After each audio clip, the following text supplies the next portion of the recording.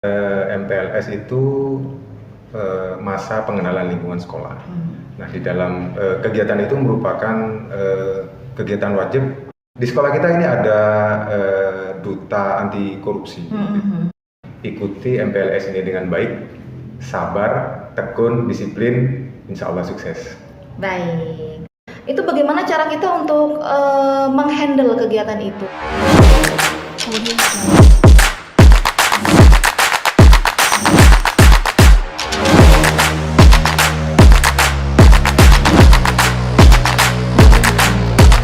Assalamualaikum warahmatullahi wabarakatuh. Kembali bersama dengan saya, Dwi Novita Setiawati dalam Alur Ide Skanida Podcast milik SMK Negeri 2 Pamekasan. Dan tentu hari ini special edition karena kita akan membahas atau mengulik informasi mengenai MPLS atau Masa Pengenalan Lingkungan Sekolah. Ada siapa hari ini? Tentu saja kawan Skanida semuanya sudah pernah bertemu dengan beliau. Dan kali ini beliau bertindak sebagai seorang ketua panitia untuk kegiatan MPLS 2024. Kita sapa dulu. Assalamualaikum Pak Adi. Waalaikumsalam Bu Vivit. Gimana Pak hari ini? Semangat? Alhamdulillah tetap semangat. Tetap semangat. Meskipun libur itu tetap menghantui sekolah ya Pak ya? Iya benar. Setiap hari tetap ada di sekolah Bu. Setiap hari. Kecuali hari libur Sabtu. Iya betul. Kadang-kadang Sabtu juga kesini loh kita. Oh iya benar. Iya, jika misalkan kita kulik lagi sebelum kita ke MPLS seperti yang tadi saya sebutkan atau saya jelaskan, Bapak kemarin itu sempat riuh sekali ya pendaftar dari berbagai penjuru dunia, enggak? Iya benar. Bahkan ada yang dari pulau sepertinya ya Pak ya? Iya benar, dari Kepulauan Sumeneb juga ada, dari Sumenebnya juga ada. Baik, Bapak kemarin ketika PPDB atau pendaftaran peserta didik baru tahun 2024 ini, boleh sedikit diceritakan Pak, ada apa saja sih Pak yang menarik kemarin itu Pak? Di dalam pendaftaran itu itu kan pendaftarannya online ya Bu Wit ya. Betul. Nah, tidak semua anak-anak yang lulus dari SMP ataupun MTS itu mampu melakukan itu. Jadi serunya kita banyak membantu mereka agar proses pendaftaran mereka itu menjadi lebih lancar. Baik. Itu Bu Wit. Iya, kadang-kadang juga karena ketidakpahaman peserta didik, khawatirnya nanti malah lewat-lewat dari jadwal yang sudah ditentukan begitu ya Pak ya? Benar. Baik. Pak, kita kesampingkan dulu PPDB karena sudah lewat. Oke, siap. Mari kita melaju pada program yang menjadi ketersambungan dari proses PPDB, yaitu MPLS 2024. Oh iya. Baik.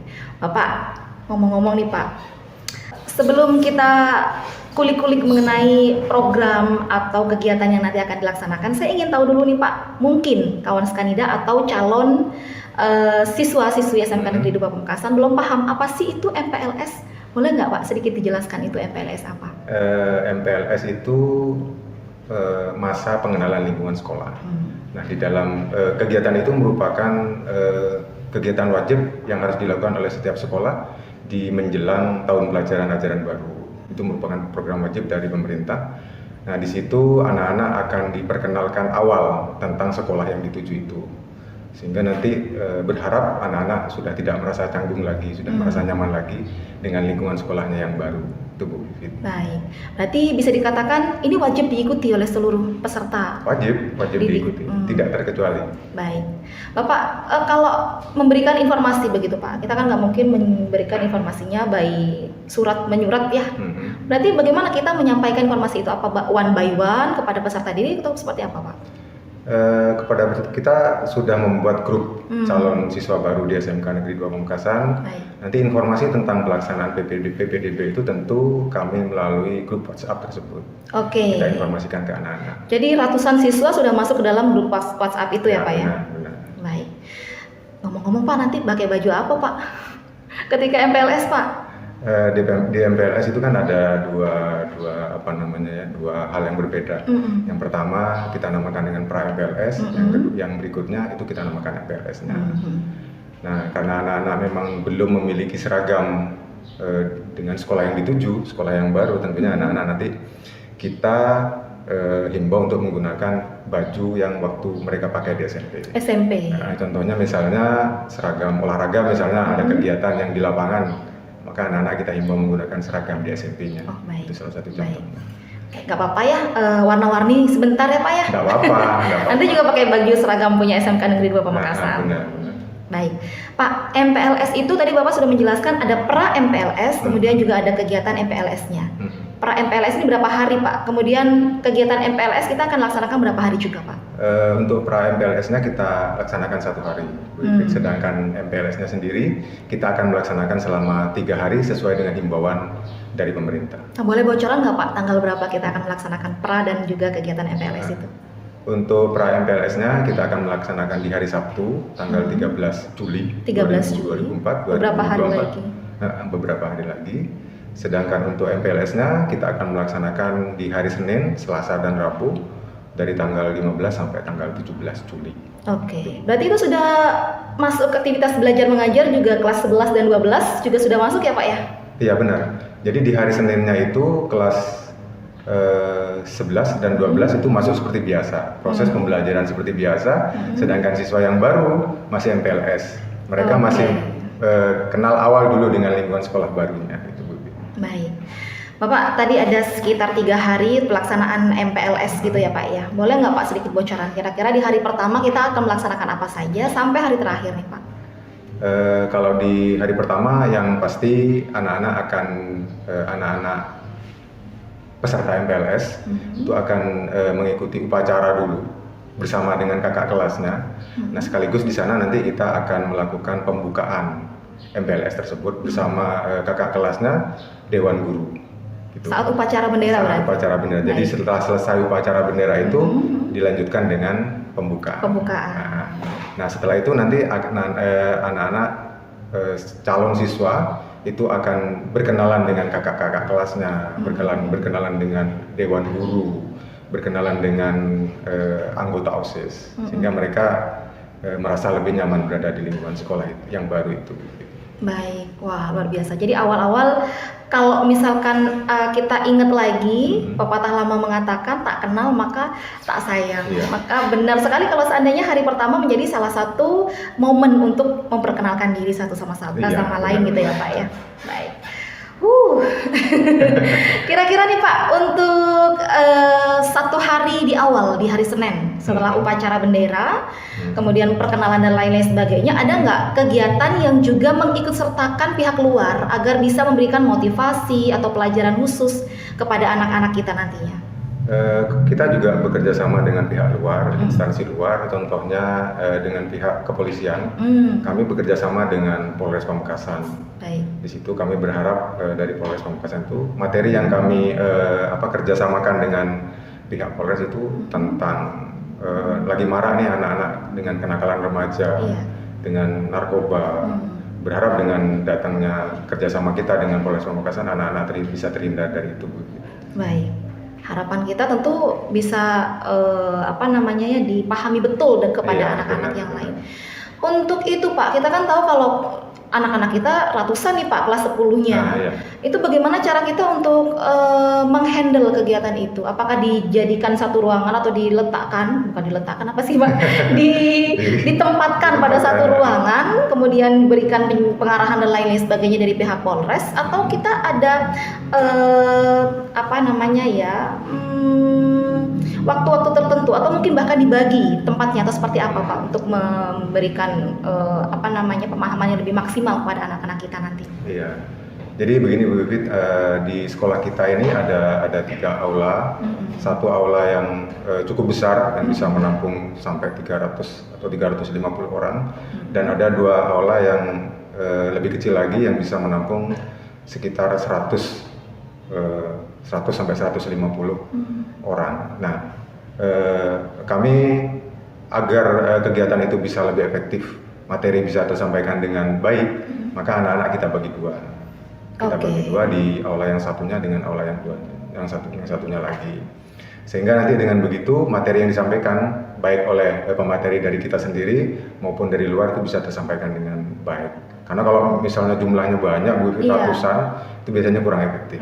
Betul. Malah mungkin akan jadi riuh ya Pak ya, saking banyaknya. Terus ada yang nanya, ada yang lapar, ada yang nggak dengarkan, ada yang nggak dengarkan karena terlalu banyak pesertanya begitu ya Pak ya.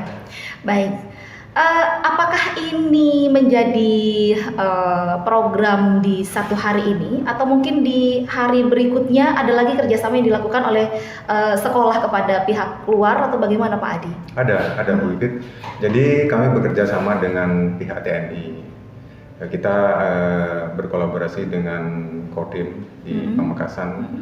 Kami meminta personel dari Kodim Pamekasan untuk memberikan materi bina disiplin ke anak-anak. Di anak-anak diajarkan tentang baris berbaris dan disiplin lain, bentuk disiplin lainnya.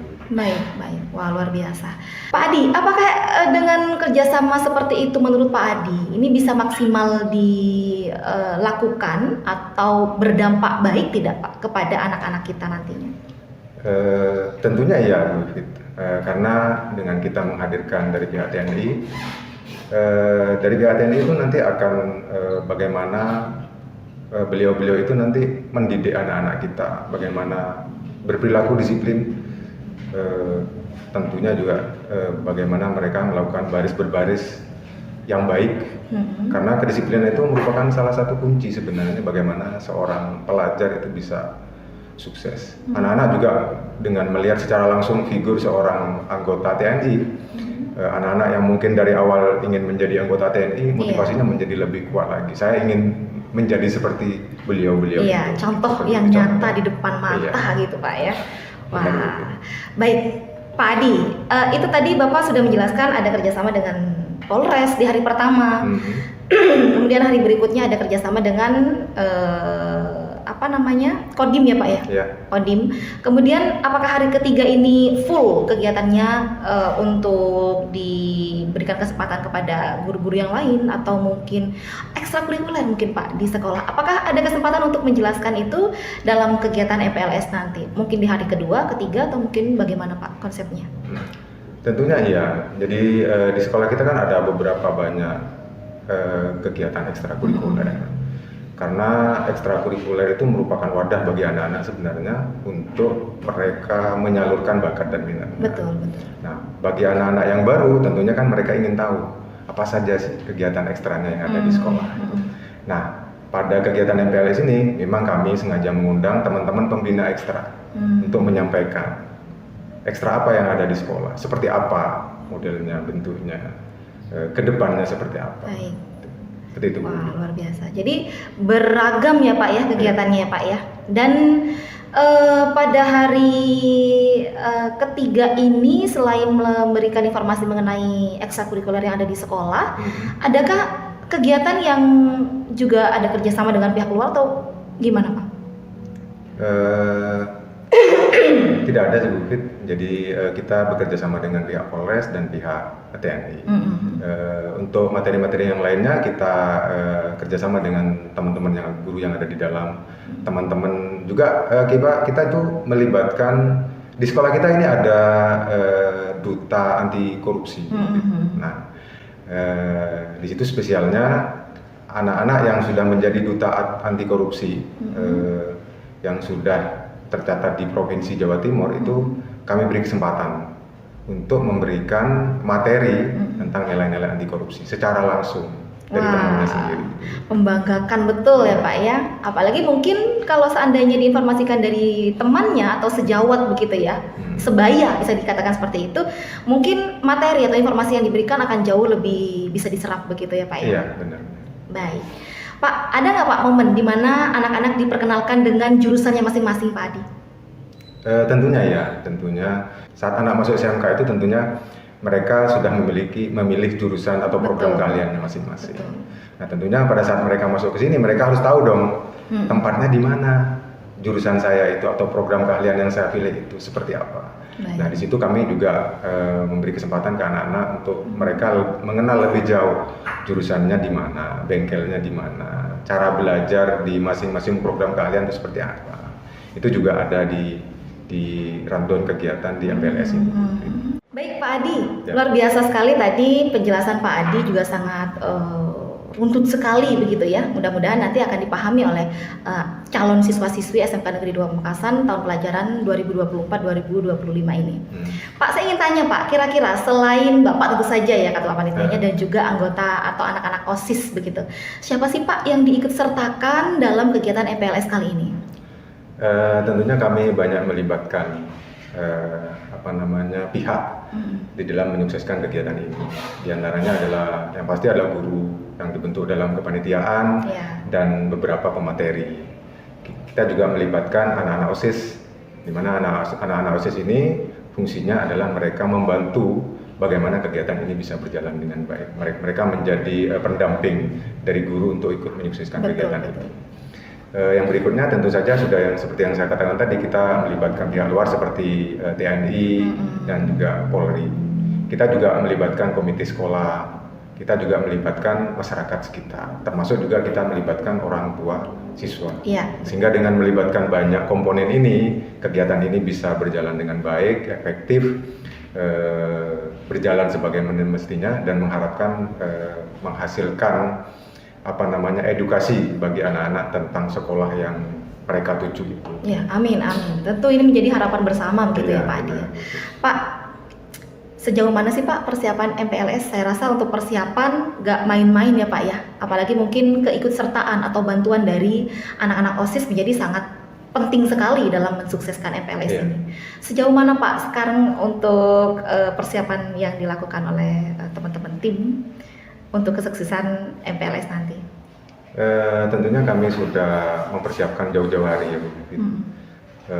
Kita mulai melakukan rapat koordinasi dengan panitia, dengan anak-anak OSIS. Kita juga sudah